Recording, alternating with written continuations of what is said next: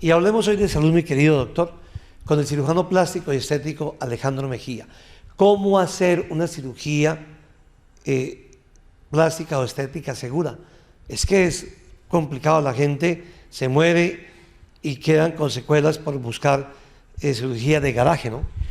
Con unas tarifas que no corresponderían a lo que requiere la comunidad, es decir, por buscar buenos precios a veces bajos se cometen estos errores y a veces por no buscar los profesionales. Hay que buscar que tenga realmente la idoneidad profesional para este tipo de cirugías. Escuchemos entonces al cirujano plástico Alejandro Mejía.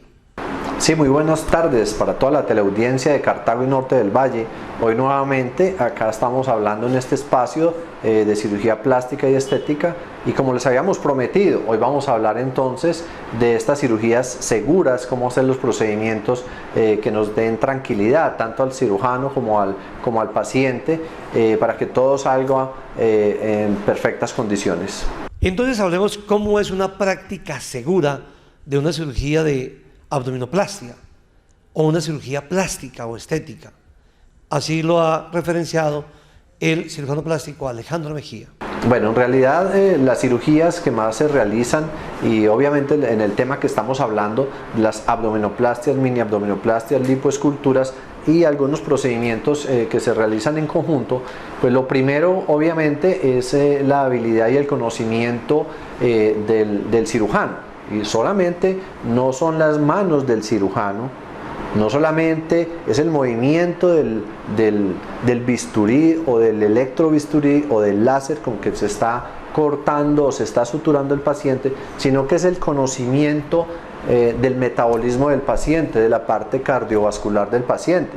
Porque es que muchos pacientes pueden tener efectos adversos no por la cirugía propiamente dicha, sino porque no se consideró algún problema de coagulación, de la parte de metabolismo, de la parte cardiovascular de cada paciente. Entonces, conocer al paciente a perfección, tener su historia clínica y obviamente hacer el manejo previo, los niveles de hemoglobina, los niveles de plaquetas, los tiempos de coagulación, el azúcar, los niveles de creatinina, todo esto es importante para considerar una cirugía.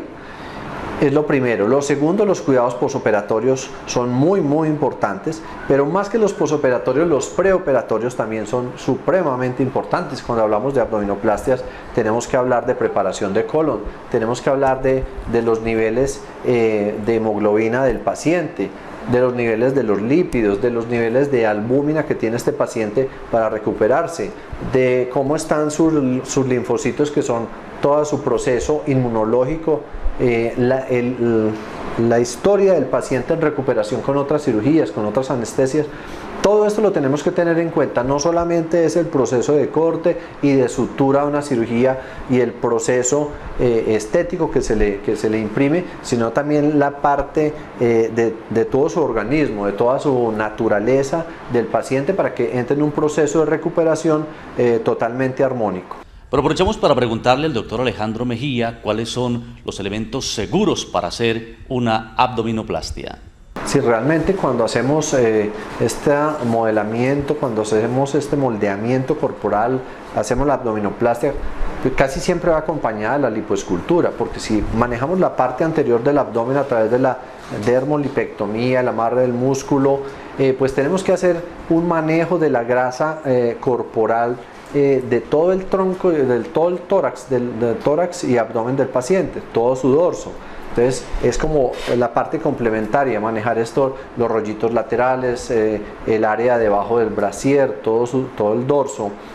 Conjunto a esto, muchas pacientes solicitan el aumento del glúteo, aunque ya habíamos dicho que con solo sacar la grasa de la parte de la cintura, el glúteo va a ser mucho más prominente. En estos casos pues se puede lipoinyectar, ¿cierto?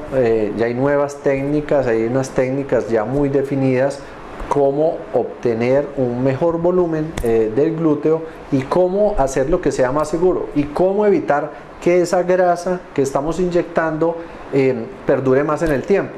Esto está definido en la técnica, en las cantidades que se coloca, en la forma como se va dejando la grasa, en el tiempo que espera la grasa entre haberla sacado y haberla colocado, el proceso de extracción del mismo frasco. Todo la misma cánula que se utiliza. Todos estos son factores determinantes en que la grasa perdure en el glúteo o que se esfume, que desaparezca.